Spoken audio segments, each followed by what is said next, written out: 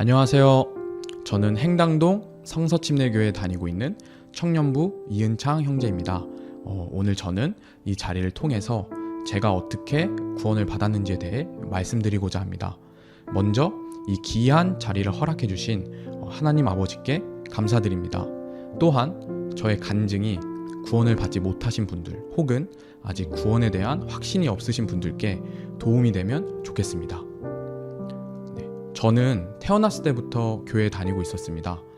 그리고 부모님 두 분 모두 구원을 받은 그런 믿음의 가정에서 자랐기 때문에 다른 친구들보다 쉽게 복음과 성경 말씀을 접할 수 있었습니다. 실제로도 집에서 그리고 교회에서 늘 말씀과 복음을 들으며 자랐기 때문에 제가 죄인이라는 사실은 제가 분명히 알고 있었습니다. 하지만 교회 예배에 빠지지 않고 또 찬송 열심히 부르고 또 복음에 대한 그런 지식만 있으면 구원을 받을 수 있다고 또 생각했습니다. 저는 그렇게 예수님을 개인의 구주로 영접한 적이 없음에도 불구하고 부모님의 하나님, 그리고 목사님의 하나님, 그리고 다른 성도분들의 하나님을 마치 내 하나님인 것처럼 착각했습니다. 즉, 다른 사람의 구원을 마치 나의 구원으로 착각했던 것이었습니다. 때문에 누군가가 저에게 은창이 너는 구원 받았니? 라고 물어보시면 저는 대충 얼버무리거나 혹은 구원을 받은 것 같다 라고 그냥 거짓말을 하기도 했었던 것 같습니다.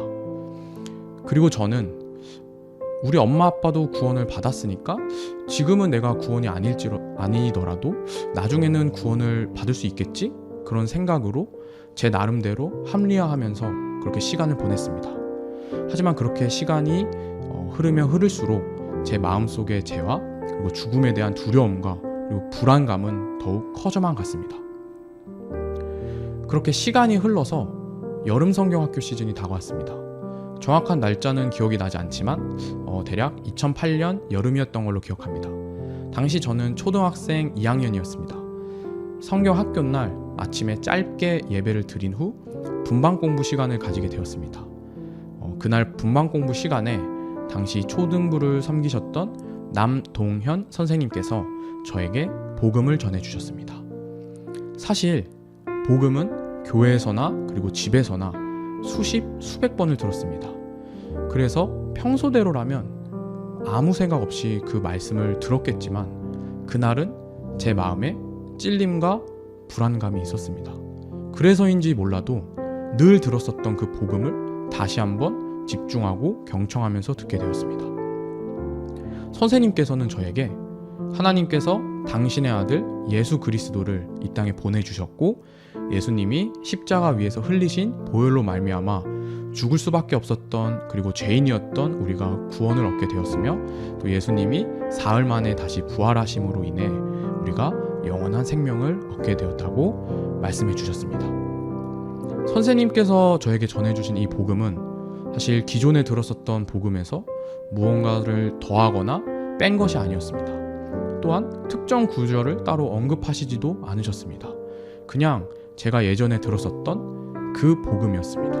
하지만 저는 그날 처음으로 구원은 나의 행위나 지식으로 받는 것이 아니라 회개와 믿음으로 받는 것임을 깨닫게 되었습니다. 그래서 저는 그날 처음으로 저의 죄를 회개하고 그리고 복음을 믿음으로 구원을 받게 되었습니다. 구원을 받은 순간은 정말 하나님께 너무나도 감사했습니다. 그리고 마음속에 있었던 두려움과 불안함도 기쁨과 소망으로 바뀌게 되었습니다. 사실 구원을 받기 전에는 내가 무엇인가를 하는 어떤 행위나 그리고 성경을 지식적으로 그리고 머리로 그냥 이해하는 그것이 믿음이고 그것이 구원이라고 생각했었습니다. 하지만 지금 생각해보면 그날 성령님께서 저를 도와주셨고 그리고 나의 생각, 나의 행위, 그리고 나의 것을 버려지게 하셨고 그때 비로소 복음을 믿음으로 구원을 받을 수 있게 되었던 것 같습니다. 복음과 관련된 가장 대표적인 말씀인 요한복음 3장 16절 말씀입니다. 하나님께서 세상을 이처럼 사랑하사 자신의 독생자를 주셨으니 이것은 누구든지 그를 믿는 자는 멸망하지 않고 영존하는 생명을 얻게 하려 하심이라. 아멘. 구원을 받기 전에도 이 말씀을 지식적으로는 그리고 머리로는 이해하고 있었고, 그리고 말로는 이 말씀을 믿는다고 하였습니다. 하지만 정작 제 마음에 이 말씀을 받아들이진 않았고, 또 독생자 예수님이 내 죄를 사하시기 위하여 오셨다는 그 사실도 머리로는 이해하였으나 마음으로는 그것을 받아들이지 않았습니다. 하지만 저는 예수님을 마음에 모신 후 성령님의 도우심을 통해서 요한복음 3장 16절을 비롯한 다른 성경 말씀들도 믿을 수 있게 되었습니다. 구원의 확신 또한 마찬가지였는데요.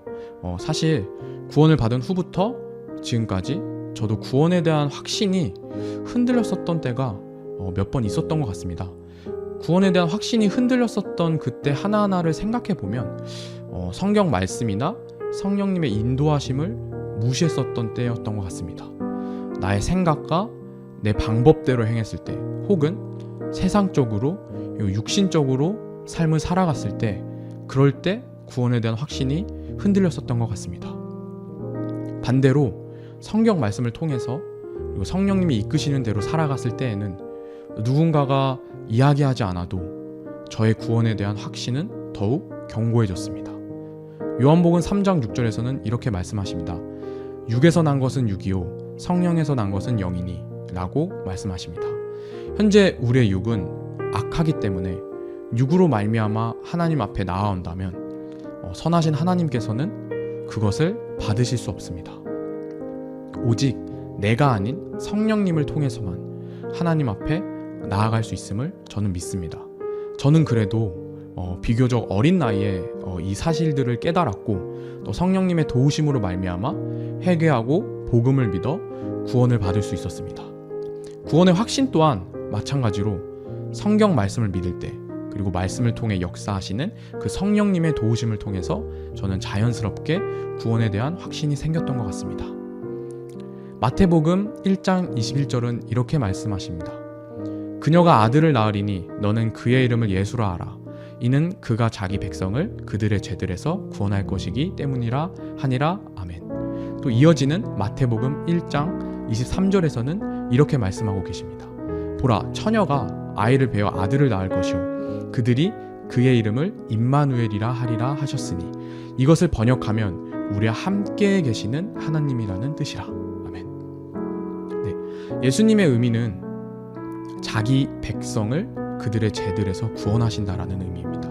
그리고 임마누엘의 의미는 우리와 함께 계시는 하나님이라는 의미입니다. 자기 백성을 죄들로부터 구원하시는 예수님을 믿을 때, 그리고 하나님과 함께하는 그 임마누엘의 은혜를 누릴 수 있다는 뜻입니다. 그렇게 저는 저의 행위나 노력이 아니라 오직 예수 그리스도의 은혜로 값없이 구원을 받았습니다. 그 은혜로 구원받아 지금도 하나님과 함께 동행하는 삶, 즉 임마누엘의 그 은혜를 누리며 저는 살아가고 있습니다. 구원은 정말 쉬우면서도 어려운 것 같고, 또 어려우면서도 쉬운 것 같습니다. 구원이 쉬운 이유는 내가 해야 할 것이 아무것도 없기 때문입니다. 그런데 구원이 어려운 이유 역시 아이러니하게도 내가 해야 할 것이 아무것도 없기 때문에 구원이 어려운 것 같습니다. 하지만 분명한 것은 회개하고 예수님을 믿기만 한다면 누구든지 구원을 받을 수 있다는 사실입니다. 혹시라도 아직 내가 구원을 받지 못하였거나 구원에 대한 확신이 없으신 분이 계시다면 행위와 노력으로 구원을 받으려는 그 노력을 접어두시고 오직 성경 말씀에 기록된 예수님을 통해서 구원받고 구원의 확신을 얻는 그런 은혜를 누리시길 간절히 소망합니다. 네, 이상으로 저의 구원 간증을 마치겠습니다. 지금까지 저의 이야기를 경청해 주셔서 정말 감사합니다.